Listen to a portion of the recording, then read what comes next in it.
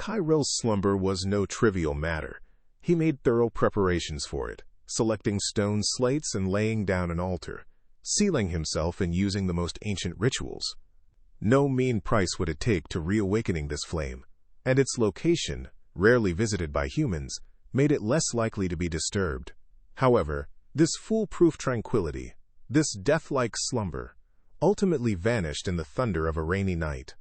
The soft sound of blood splattering upon the paving, the dull noise of metal cutting through flesh, the din of sharpened claws piercing bodies and striking against stone slates. Kyril could not help but be awakened.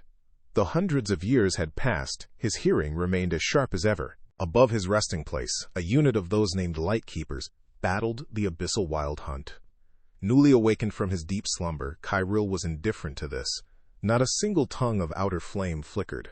Had he been in human form, he would not have been seen to lift even an eyelid. That was a moment the Snezhnayan rumors mocked. Souls wandering the ancient frozen earth shall ultimately be guided to the far shore by blue ghost fires. Even with his eyes closed, Kyril could witness that scene. Warm human blood seeping into the stone altar, like some grand and ancient ritual. A mortally wounded warrior, collapsing upon the sacrificial sanctum and tracing the symbols on the stone slate with fresh blood. The warrior understood nothing of the face script written upon it, nor could a person at death's door confirm if the lifeline before them was timely come or not. So with his final breath he prayed, beseeching any who could hear to descend upon this place and scatter the storm cloud of death and despair rolling toward them. Kyril must have smiled at that moment. The fears the nobles harbored had, in the end, borne fruit. How could such a lasting dream exist in this world? Blood and souls had paid the price, and the azure flame was now reawakened. This should have been a grand, glorious moment. But the moribund supplicant knew it now, nor the distant monsters or the deceased.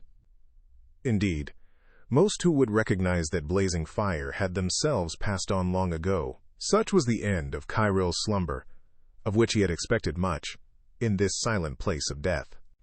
A colossal blaze scorched the skies as it erupted from the small island. How could serenity possibly exist within the confines of a finite life? Only death, glimpsed through the blue flames, is real.